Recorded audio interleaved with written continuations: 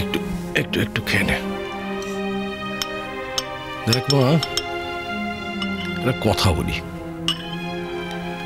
মানুষের না বেঁচে থাকার জন্য, বড় একটা জীবনে বাঁচার জন্য দরকার আকাশকে গোল হিসেবে দেখা। অর্থাৎ আকাশ আলটিমেট গোল, বুঝলি মা? এটা খেনে খেনে খেনে খেনে। আর আকাশকে যদি তুই একমাত্র গোল করতে পারিস না, মানে আকাশ ছুঁতে চাস না, তাহলে দেখবি তোর এই যে চারপাশের বৃত্ত থেকে ক্রমাগত ছোট ছোট এই সমস্ত কষ্ট, এই সমস্ত অযত্ন, এই সমস্ত অসম্মান, এগুলোকে তুই উপেক্ষা করতে পারছিস, বুঝলি মা? আমি কিন্তু আকাশ ছুঁতে চাওয়া মানে কিন্তু বলতে চাইছি না দুহাতে আকাশ ছোঁয়া।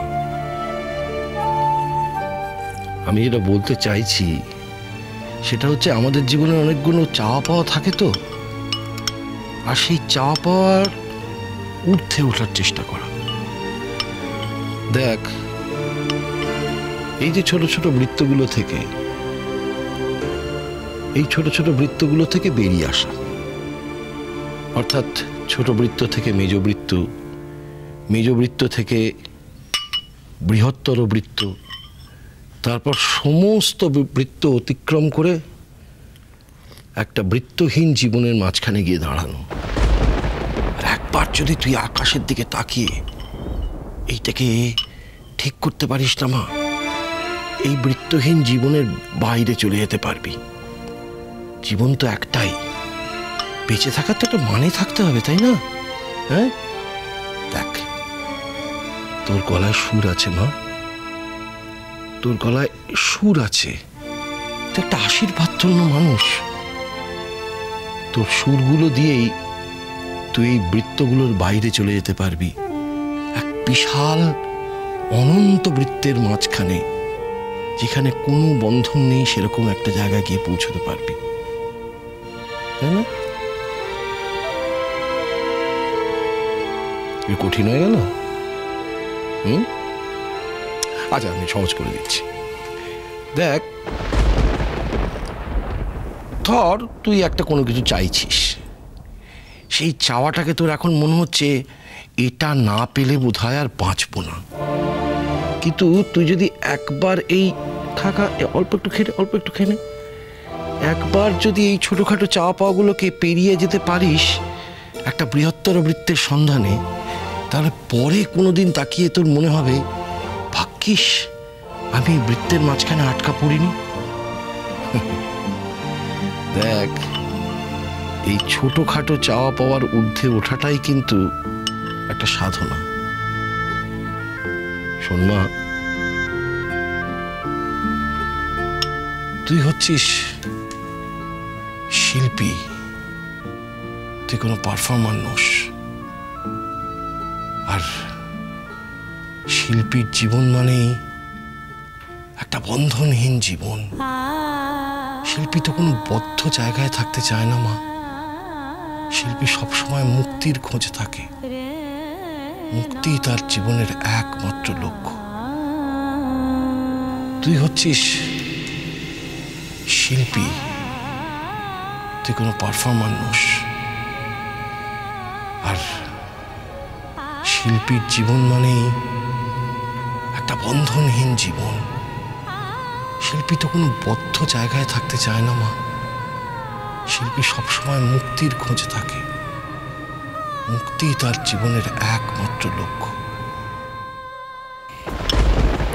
নে মা, খা। আমি তোমার কথা বুঝতে পেরেছি ভাবি। তুমি আর ভেবো না। আমি বাঁচতে হবে মা, প্রকৃতভাবে বাঁচার মতো করে বাঁচতে হবে। একটাই তো জীবন, না?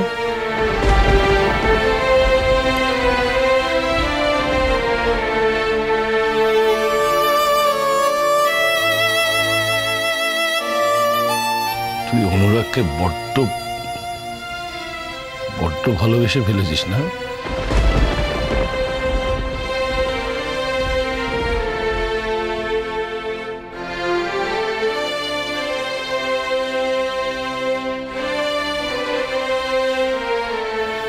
এই সময়গুলো তো বড় অসহায় লাগে না?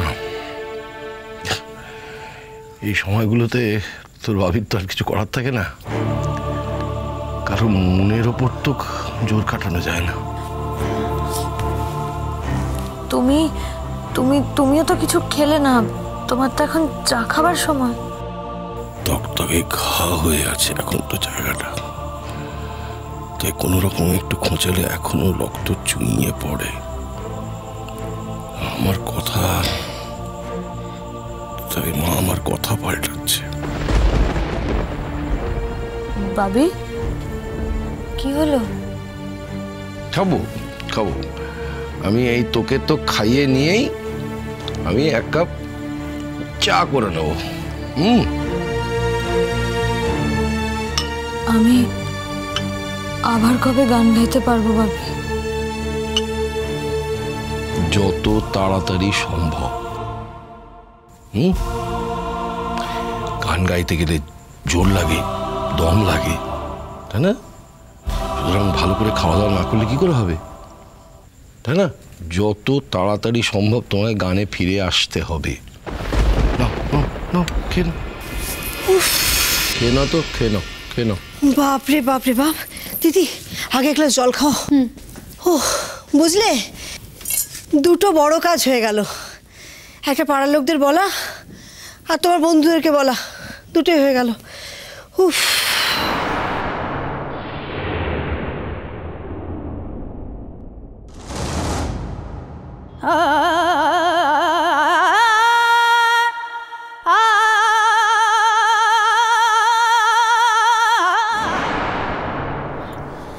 শোনো, আমি কিন্তু আমার ডিউটি পুরো করে ফেলেছি, এবার তোমার পালা।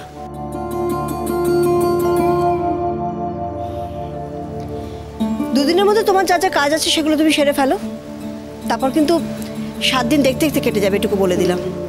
তুমি তো চিরকালই খুব ডিউটিফুল। মানে মানে বুঝে বললে না, ডিউটি করে ফেলেছো। তুমি তো বরাবরই তো ডিউটিটা করেই ফেলো, আমিও করে ফেলবো। দুটো দিন যাক, আমার মেঘলামা একটু সুস্থ হয়ে উঠুক, তারপর বাকি যা কিছু আছে তার জন্য একবারে ঝাঁপিয়ে পড়বো। আচ্ছা, তিতি কি আমার একার মেয়ে? শুধু আমার একার? তোমার মেয়ের বিয়ে না, নাকি শুধু আমার মেয়ের বিয়ে হচ্ছে? সরি বৌমা, আমি কোনো ইন্টেনশন নিয়ে কথাটা বলিনি, যা প্র্যাকটিক্যাল আমি সেটাই বলেছি।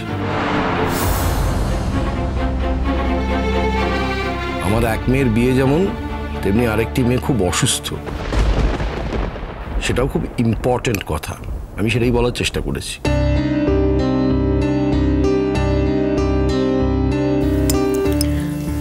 এই না, বলছি যে আমাকে কিন্তু কালকে আবার কলকাতায় যেতে হবে মা।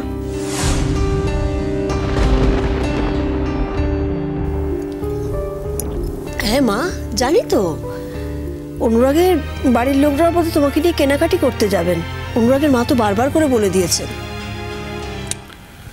তুমি আর দুটো দিনের জন্য কেন ফিরে এলে তিতিমা?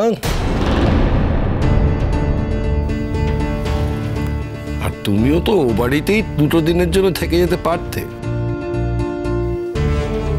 মানে মানে না বোঝার ব্যাপার তো কিছু নেই মুহু। একটা রাত ছিলে, প্রয়োজনে আরো দুটো রাত কাটিয়ে আসতে, তাহলে এই যাওয়া আসার ঝামেলাটা মিটে যেত। নদী